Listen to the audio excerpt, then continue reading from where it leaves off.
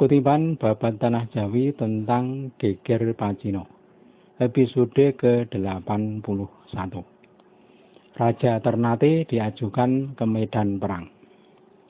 Di Awonggo, barisan Raden Surodiningrat pada malam hari diserang pasukan Cina. Mereka datang dan menembaki markas Awonggo. Pasukan Ponorogo gugup dan tak sempat membalas. Mereka pun lari menuju barisan Sanggung.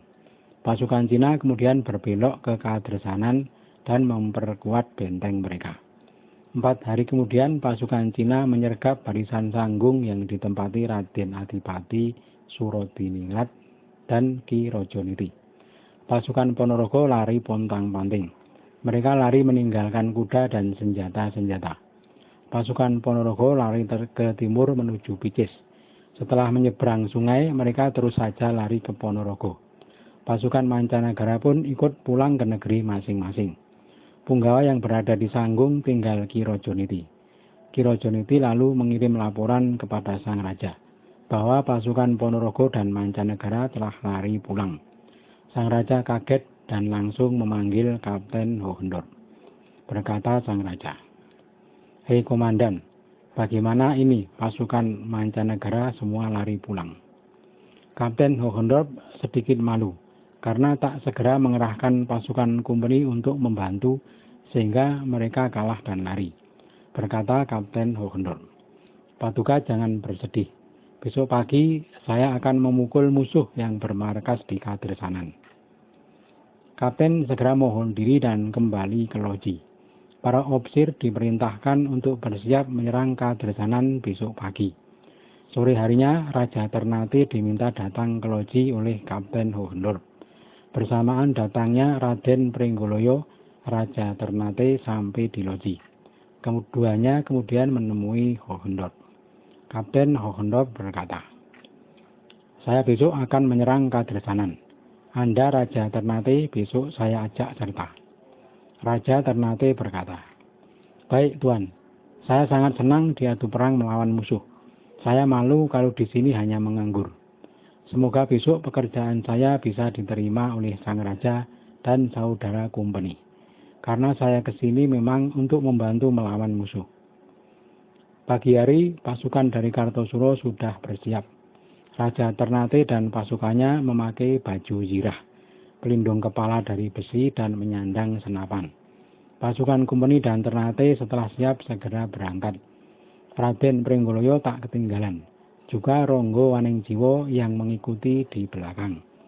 Singkat cerita, perjalanan pasukan Kartosuro sudah sampai di Karecek. Mereka kemudian berhenti untuk menata barisan. Raja Ternate ingin mendahului berangkat dengan bermaksud menyerang lebih awal. Komandan Hohendoorp sangat mencegah. Berkata Hohendoorp, "Jangan berangkat dulu. Nanti ke Kadresanan bersama pasukan besar kompeni." Raja Ternate terus memaksa, "Benar Anda, tetapi saya ingin mengetahui posisi musuh." Raja Ternate dan pasukannya kemudian berangkat lebih dulu. Ketika musuh melihat kedatangan orang Ternate, segera mereka menabuh bendi dan bersiap menghadang. Pangeran Prangwadono sudah mengembangkan payung kuningnya dan menabuh coro balin. Segera maju Prangwadono bersama pasukannya. "Ayo jangan mundur. Kita lawan orang Ternate. Rajanya biar aku yang menghadapi. Jangan kalian mundur," kata Pangeran Prangwadono. Di lain pihak, Raja Ternate juga telah mengembangkan payungnya. Pasukannya sudah membunyikan seruling dan gong. Tak lama kemudian, kedua pasukan saling beradu senapan. Sampai lama mereka masih berimbang kekuatannya. Raja Ternate lalu menerjang bersama pasukan baju besinya. Prangwadono tangguh menahan. 2 prajurit Prangwadono terkena senjata dan tewas. Prajurit di belakangnya lari semua. Prangwadono berusaha memajukan kembali pasukannya, tetapi para prajurit terlanjur ciut nyalinya. Pangeran Prangwadono ikut mundur. Pasukan Ternate mengejarnya. Payung Prangwadono berhasil direbut, namun bantuan pasukan Cina Mataram segera tiba. Dari arah barat mereka tak berhenti menembak ke arah pasukan Ternate. Pasukan Ternate banyak yang tewas.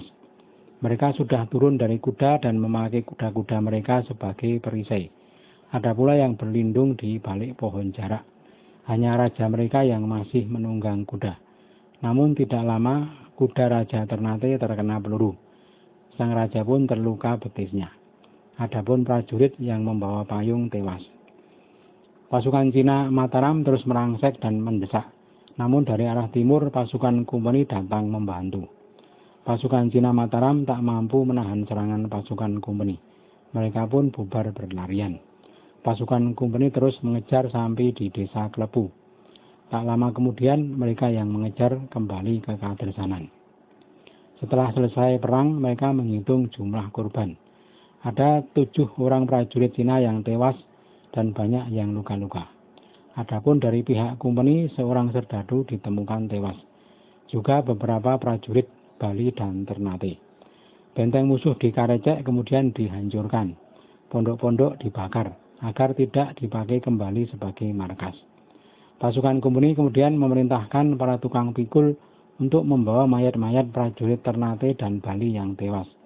Pasukan Kartosuro kemudian kembali ke kota. Ketika pasukan Kartosuro menuju ke kota, Ronggo Waningsiwo menyimpang jalan dan kembali ke arah barat. Dia hendak menuju desanya di Awonggo, kemudian menyimpang jalan lagi menuju Sumber. Di tengah perjalanan, Ki Ronggo bertemu musuh yang tercecer. Hanya seorang saja.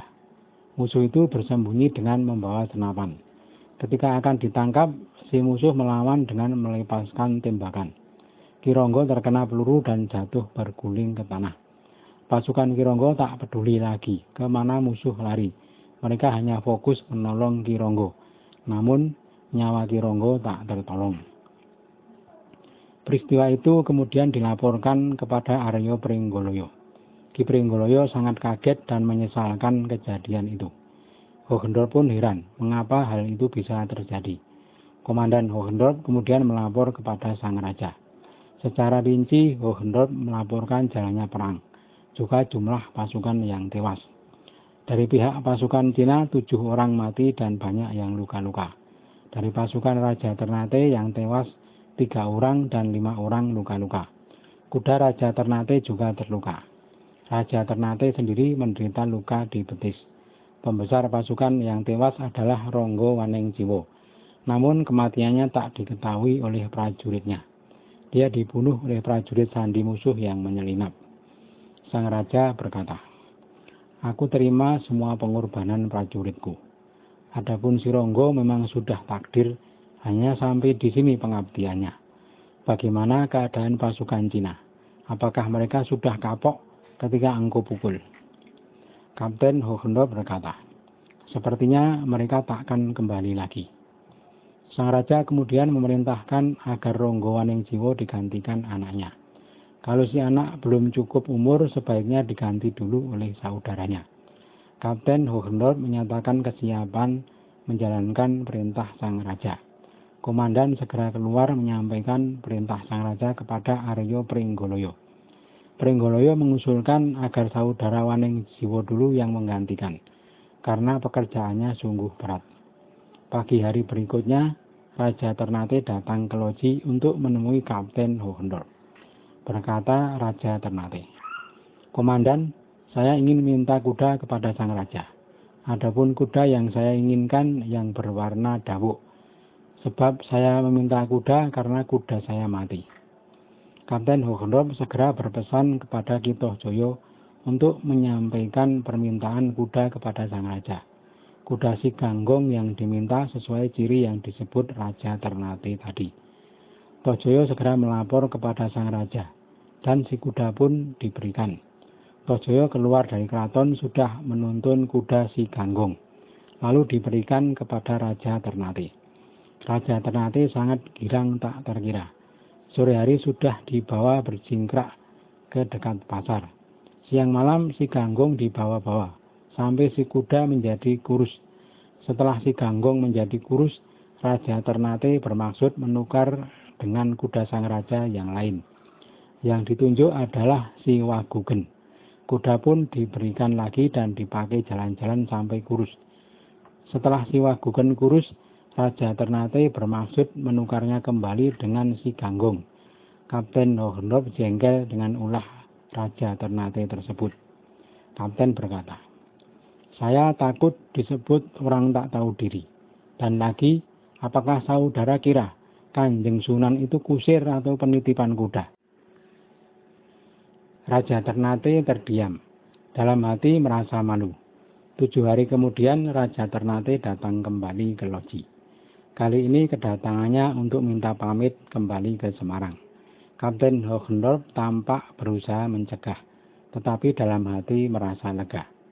Berkata Kapten Hogendorp, "Kalau saudara ingin pulang ke Semarang, saya harus melapor dulu kepada Tuan Komisaris. Saya tak mau mengabulkan permintaan saudara bila belum mendapat izin."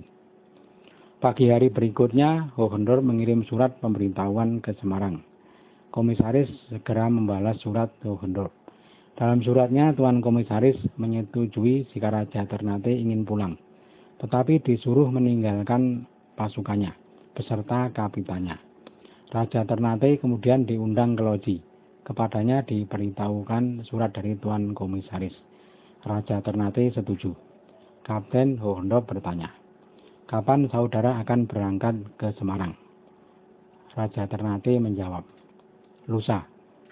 Kapten Hogendorp segera memerintahkan kepada Raden Pringgoloyo untuk menyediakan kuda angkut untuk mengantar rombongan Raja Ternate ke Semarang.